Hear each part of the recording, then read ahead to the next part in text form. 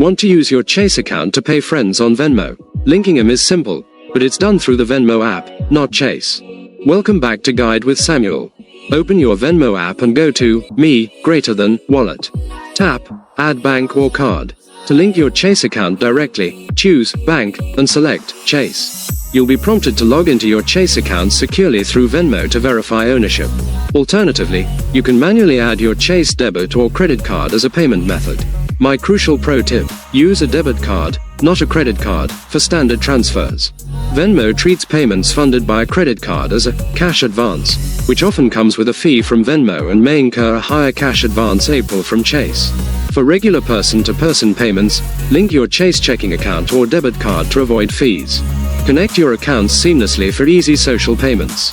What's your go-to app for splitting costs with friends? Venmo, Zelle, or something else? For more guides on app connectivity, please subscribe. Thanks for watching. I'm Samuel, and I'll see you soon.